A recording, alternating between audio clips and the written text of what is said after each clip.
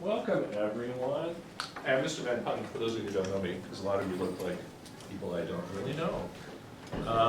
You're here because of service learning, and you're looking for an opportunity for something to do, because you haven't done anything yet, correct? So today you're going to hear about water, the importance of water, the importance of conserving water, and how important it is around the world that people have access to clean water. We kind of take it for granted. We just turn on the faucet and out comes clean water. In most of our communities, you've probably heard about Flint, Michigan, and some problems they've had there with clean water. So it is an issue even in our country. But we assume that when you turn the faucet on, you're going to get clean water that you can drink, correct? Around the world, though, it's hard for many people to get clean drinking water. We have a speaker. Sarah Van Putten is my daughter. She was involved in a project with a friend of hers involving walking across Africa to raise money for an organization called Charity Water. So I'm going to show you a short 2-minute video. It's going to talk about Charity Water and the importance of clean drinking water. And then Sarah's going to talk, and then I'll finish up with the opportunity that you're going to have to look at water conservation at home as part of your service project.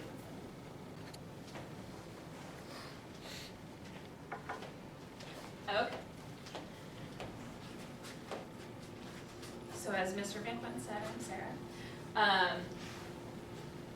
Our family started raising money for Charity Water in 2010, and originally we found out about Charity Water by we would donate our Christmas. Like, I have 4 sisters, and my parents, instead of giving us presents, would donate all that money to Charity Water, which is very fun. Like, not getting gifts, but it's good. It's good to donate towards Charity Water, and so that's what got it started. And then my friend, I went to college in Chicago. My friend Amy decided that she would walk from Cape Town, South Africa, which is right here, and she would walk all the way along the coast up to Egypt. It's about 7,000 miles, and she would do it to raise money for Charity Water. So I went over and walked with her for just 200 miles of it, and we walked from Swaziland. If you hit the red circle, it'll enlarge that area if you want. Hit the 1054 and see if it zooms in that area. The circle with the red circle with the wells. Oh, hey. So I walked from right there to Maputo and then a little bit north of there. But she walked, so she started in Cape Town right here, and she ended up walking all the way. She went to North Mozambique, and she went through Tanzania, she went through Kenya, and she ended up having to stop in Addis Ababa, I think that's how you say it, in Ethiopia, because there was a lot of unrest in Sudan and Egypt, so she couldn't keep walking. But she did it to raise money and awareness, and one of the things that she encountered while she was over there was she got really sick from the water that she was drinking, and she also got malaria, and those are 2 huge issues that people living in Africa deal with. And a lot of times she was like 4 to 5 hours away from the closest hospital. And so she got to see what it was like to be a person living in Africa and just in everyday life. There's 663 million people in the world without access to clean drinking water, and 74% of the people who don't have clean drinking water, 74% of them are women who have to walk for it. So a lot of girls are missing out on education in Africa and other developing countries because they have to walk for water instead of going to school. So something that Charity Water does is you can see where all of these little tabs are with jerry cans on them. That's where they have put wells. And the great thing about Charity Water is that they whatever you donate to them goes directly to helping the people in those communities, and they use the people living in the communities to build the wells. They don't always do wells, they also do rainwater collection, and they also do classes on hygiene, like, do you all wash your hands after you go to the bathroom? Most of you? Yeah, so that's No something. one wants to admit it on camera, because they don't. Hope not. Let's hope they do. Just normal hygiene that people learn at an early age here, like washing your hands, showering, stuff like that. People don't have access to water, like water that just comes out of your faucet. That isn't there. You have to walk, and a lot of times the water that you use to wash your hands is from a river that, like, animals have gone to the bathroom in. And so that's difficult. There's people, when I was in Mozambique, we stayed at a house of a man who met us on the side of the road. But their family had just a big tank in the back, and then even that was contaminated, so then they had to boil it down. And even after they boiled it down, there were still some things that would get through, and they'd get sick sometimes. And so, can you guys imagine, like, what do you use water for in everyday life? Washing your hands. Washing your hands? Shower. Showering? Yeah. Drinking. Drinking? Brushing your teeth. Brushing your teeth, yeah. Cooking. Cooking. So those are all things that, like, interact with ingesting, right? So if you don't wash your hands, you eat something, it goes into your body.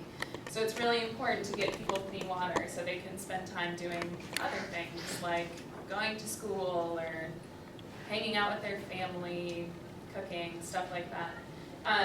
The first time I went to Africa, I went to Uganda, and we had to walk for... Vincent Lau, please come back to the office. Vincent, please come back to the office. I think the longest we walked for our water was a mile there and a mile back. And so we had these big 5-gallon buckets. We'd fill them to the top and carry them all that way. And I don't think I've been stronger in my life than when I had to do that. But it's very challenging for people to do that, to spend all their time doing that. No. Oh. So the goal of the coffee shop is to make really good coffee, but also to educate people about charity water while raising funds for it. And so far, we have raised a little over $3,000, and that's helped almost 100 people get clean water for life. So it doesn't take a lot. It's like $30 gives a person clean water for life. So it is a fixable cause. Like, do you guys ever watch politics? No. Yeah? I work Yeah, for- do you, so you know who's running for president? Yeah.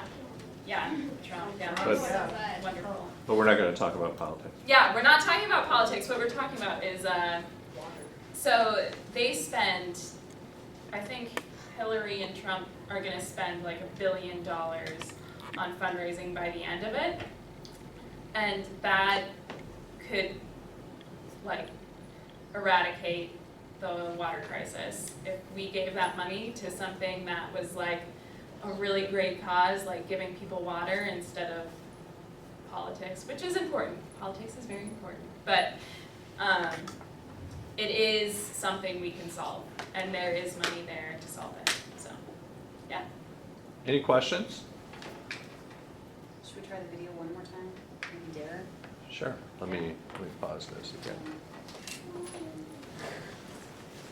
While Sarah tries the video again, you may be wondering if you're going to have to walk across Africa. And no, you are not. This leads into the activity that we would like you to do if you want to use this as your service learning opportunity. Yeah, what was the And- first, Oh, it works. do you want to tape this part too in case? Yeah, it's on right now. Oh, good. Thing you did when you woke up this morning. Chances are, you used water. Try to imagine life without water. It's tough. we know. But for lots of people, life without clean water is just life. It's normal. In some places, it's normal to walk 4 hours a day to get water. Water that's disgusting. It's full of diseases, nasty ones like dysentery, cholera, and typhoid. In fact, diseases from dirty water kill more people every year than all forms of violence, including war. And here's the crazy thing. The water crisis is solvable. Our planet has water. We just need to help people get it. When we do, it brings all kinds of changes. Clean water improves health, gives kids more time in school, empowers women, boosts economies, and gives hope for a brighter future. Clean water changes just about everything.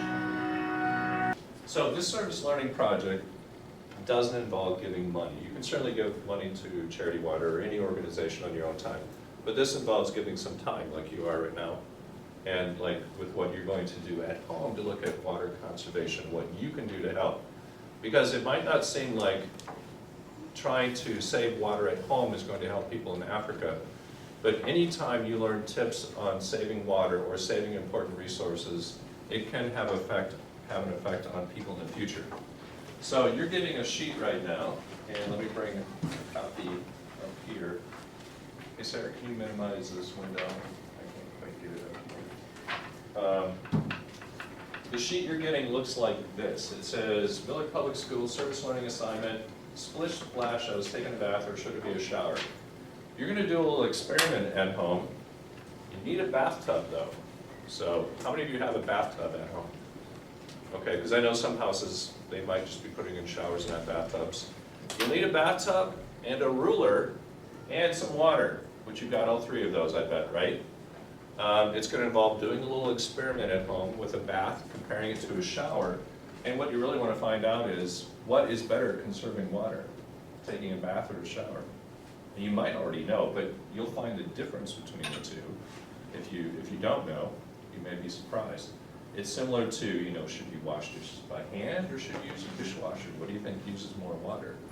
Things like that are things to think about when you're trying to think about conserving water and saving important resources like that. So on the sheet, you're going to put some information in. You're going to do some measuring with your ruler, and you're just going to follow the instructions on here. Filling your bathtub and then taking a shower. And then you're going to do a little bit more math and look at how many gallons of water you used and compare the two, taking a shower, taking a bath, and then decide yourself what's going to help save more water. And then when you're done, you'll turn this into your social studies teacher, and then they'll tell you, great, now you can go fill out the sheet on Google Classroom for your service learning reflection. And you guys posted? Yep. So on Google Classroom, you'll find the service learning reflection that you can fill out after you've done this sheet. So, questions about that? Can you go down to that saving water with bathing? I think there's some really cool things that they can do after, like, did you guys notice that? Like, here are some things you can do as part of your service too, Here, like. Ms. Chamberlain, come over here in Oh, the camera range. sorry. I think you're out of range a Great. little bit. Saving water while bathing. Like, these are some things you can do to actually help. Turn the faucets off completely to avoid drips and slow leaks. Take short showers, not baths, limit showers to 5 minutes or less. I like the Navy shower. That's interesting. Use enough water to wet your hair and body. Then turn the water off and lather, and then turn the water back on to rinse. So maybe you could try some of these things in the next couple of weeks. Plug up the tub, save some water for some flowers, or is that what I read?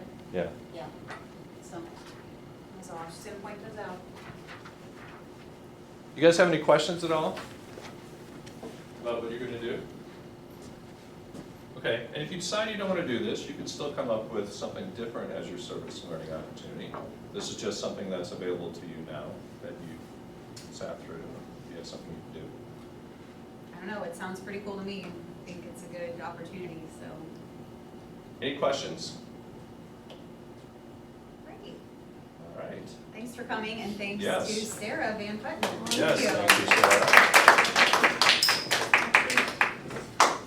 And you may